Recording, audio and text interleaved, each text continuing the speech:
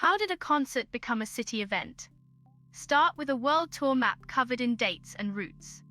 By the end, 5 objects will answer the question.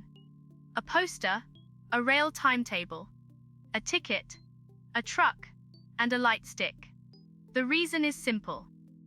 A performer can attract attention, but only a coordinated system can make the same promise appear in city after city. A Stray Kids World Tour 2026 clip may be the current hook. The mechanism behind it has been developing for almost 2 centuries. The first mechanism was publicity.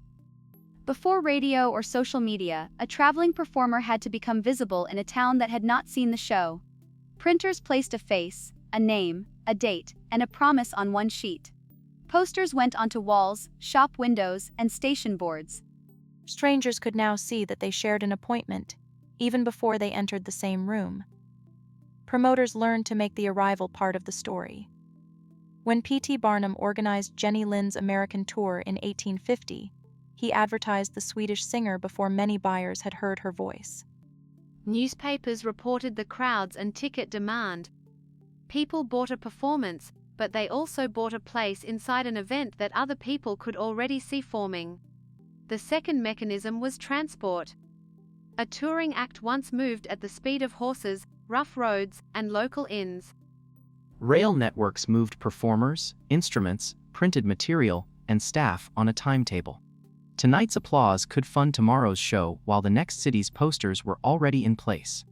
The route stopped being a wish and became an operating schedule. Railway stations did more than move equipment.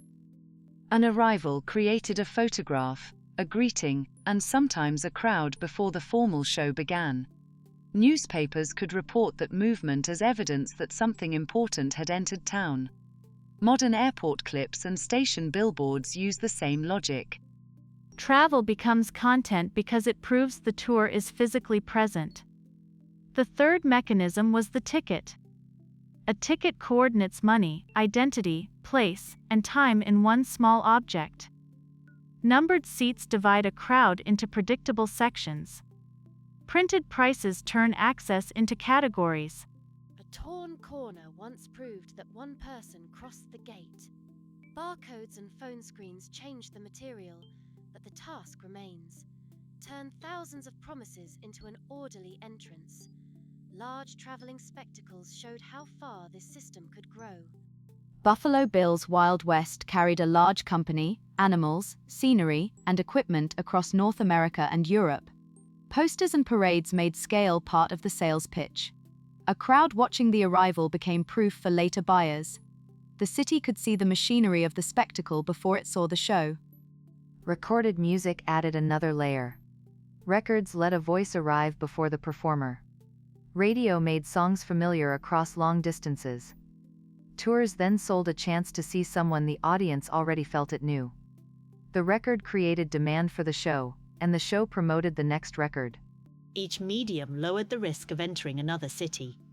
This is where the stadium changed the bargain. The Beatles' 1965 concert at Shea Stadium is remembered, partly because a baseball ground held a music crowd on a striking scale. A stadium offered tens of thousands of seats, but it was designed for sport. Sound had farther to travel. Security had to control field space. Performers had to reach people who could barely see the stage. The twist is that a stadium concert rests on labor the audience rarely sees.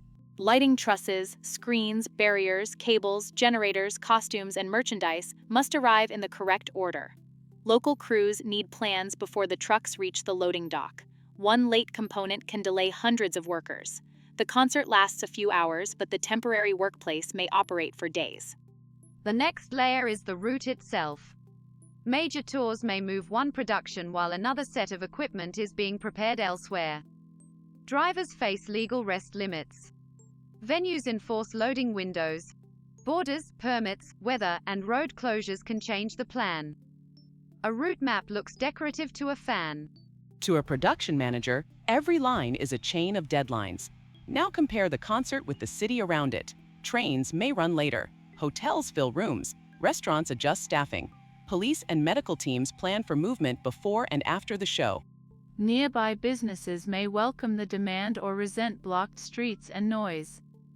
The tour becomes a city event when public systems must react to a private performance. Fans create a second production inside the first one. Matching shirts, banners, chants, and light sticks let individuals see themselves as one temporary public. A light stick means little alone. Across a stadium, synchronized color becomes an image that cameras can capture and later viewers can recognize. The audience produces part of the visual proof it paid to watch. Phones tightened that loop. A tour is no longer documented only by an official photographer. Thousands of people record entrances, costumes, mistakes, and crowd reactions at once. Those clips advertise later dates, but they also raise expectations. A surprise in one city may become familiar before the trucks reach the next city. Scale creates trade-offs. Larger screens help distant seats see, yet they add technical dependence. Bigger venues spread costs across more tickets, yet they can make the performer feel farther away. Elaborate sets create memorable images, yet they require more freight, power, labor, and rehearsal. Scale solves one problem by moving pressure behind the stage. Access creates another tension.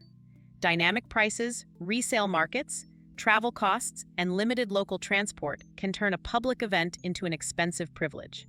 A sold-out sign proves demand. It does not reveal who was priced out. Citywide visibility can excite fans while making exclusion obvious to people outside the gate. Finally, return to the World Tour map. Every dot is a temporary workplace and a local negotiation. Every line hides freight, permits, rest, rehearsal, and risk. The performer gives people a reason to care. The system lets the promise survive the journey. What matters is the handoff between those two things. A tour became a city event when entertainment learned to coordinate infrastructure, and fans learned to make their presence part of the show. Which object proves the event is real first? The poster, the ticket, the queue, or the lights inside? For more evidence-led stories like this, like the video and subscribe. See you in the next one. For more evidence-led stories like this, like the video and subscribe. See you in the next one.